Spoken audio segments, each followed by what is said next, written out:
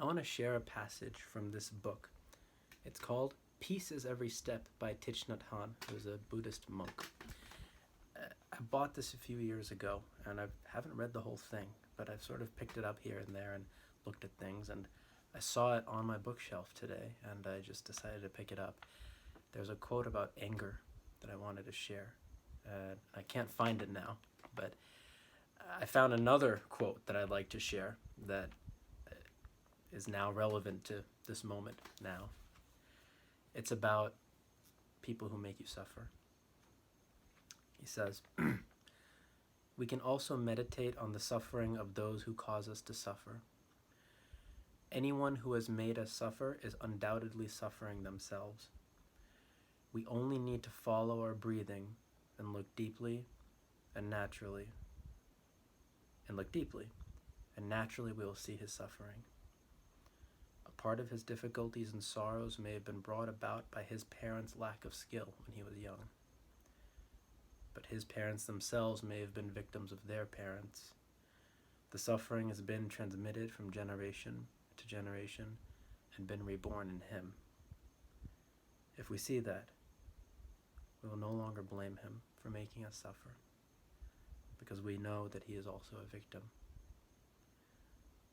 To look deeply is to understand. Once we understand the reasons he has acted badly, our bitterness towards him will vanish, and we will long for him to suffer less. We will feel cool and light, and we can smile. We do not need the other person to be present in order to bring about reconciliation. When we look deeply, we become reconciled with ourselves, and for us, the problem no longer exists. Sooner or later, he will see our attitude and will share in the freshness of the stream of love which is flowing naturally from our heart."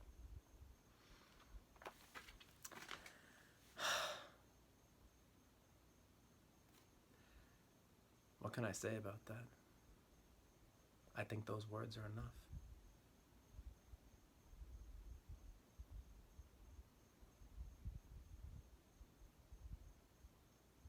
The words are words, and I've now processed them. And if you listen to the whole thing, you've processed it.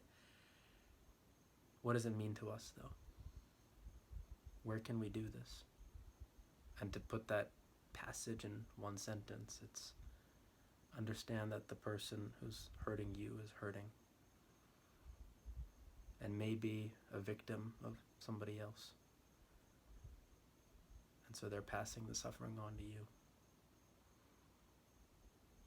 When you look beyond it, when you look beyond how it hurt you, when I do that for me, we can forge a new bond. When an archer is shooting at a target, he needs to be looking at it directly. He can't look at the ground or anywhere else, actually. Only with his aim at the right spot can he hit the target.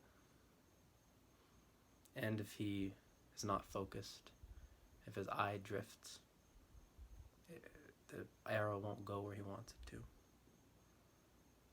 Similarly, if we have an issue with somebody and we look at them at the level of their faults or how they've hurt us, which are both negative things, we lose sight of the larger picture, the larger person that person is, because there's more to them than their faults, that's for sure. There's goodness in them, that's for sure. If the person is breathing, there's goodness in them. When we activate that and access that, the faults don't matter. Not as they used to matter, at least. Just like the archer, when he hits his target correctly, all the other possibilities of it hitting the ground or going astray are not relevant, because he focused on the right spot. when we focus on the right spot, when we keep our eyes fixated the right things, when we keep our focus on the goodness of others, we can help them heal. We can heal ourselves, because the way you treat somebody is very not only indicative of how you are feeling, but it's an opportunity to heal whatever issues you may have. And the solutions never come from somebody else. They never come from the outside. But in many situations, when you're ready to do it yourself, the world will mirror it. People will show up to be there. People will give you advice and help you along the path. And not all the advice is going to point you in the same direction, but you have to sort it out yourself. But when you move first, the world moves. Sometimes pretty instantly. When you want or need something, truly, the world is often there. We can all get over whatever the issues we have are. If we have enough humility, if we have enough dedication, if we put our focus in the right spot. I'll give an example. Roger Federer, pro tennis player, really successful, world number one, all that. When he was a teenager, he was a real brat, moody, would smash rackets, had a lot of talent, but a lot of people, including himself, didn't think he would win anything because he couldn't get his head straight. He said that one day he saw a video of himself and Marat Safin, another pro from back in the day, and they're comparing the two of them side by side on the screen, smashing their rackets. And he decided he didn't want to be like that. He didn't want to be that person, that angry, temperamental person. And so he changed. He doesn't, what the deep internal process he went through, he doesn't, he hasn't spoken about it really, but he's one of the most calm, serene, quiet, and peaceful and respectful players that exists. And only then was he equipped to maximize his talent. And I'm sure he went through a lot of pain. Tender pain, not superficial pain, tender and existentially changing pain. That type that strikes at the heart. Only then, only when he went through that, was he ready to step into his larger destiny. And it's a 180. It's a 180. That's the thing, that the worse somebody is at something. It's funny, the worse somebody is at something, in so many situations, when they see how bad it is, they will become better than anybody else at that very thing. If they're extremely sad, they can become extremely happy in some time. If they're extremely moody like he was, they can become extremely calm like Federer did.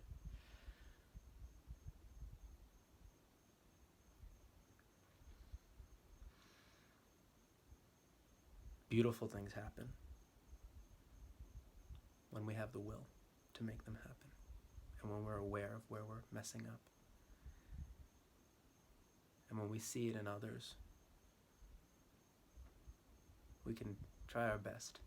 Or maybe, I don't want to use the word try, because Yoda says try not, do or do not.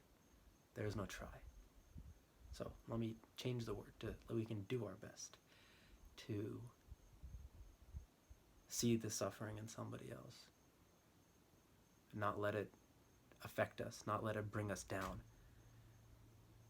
but help them, or at least forgive them, or at least don't make issues with them. Because if somebody is visibly displaying the signs of suffering, it will activate all this annoyance, frustration, hesitation to deal with them within us. But that person's going through more than you are at that moment, probably, for them to be so visibly demonstrating it. They're acting in accordance with how they're feeling inside. As soon as it gets taken out on us, we're going to view them as like, annoying or an enemy or something. But like I said with the archer, we can set our focuses higher. We can wish them well. And we ourselves can do a 180 in our perspectives of them.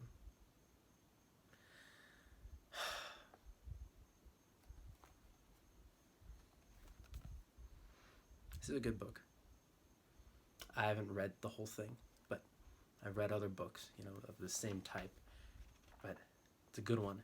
There's a lot of short, little passages. Sitting Anywhere. Sitting meditation. Bells of mindfulness. Listen, listen. This wonderful sound brings me back to my true self.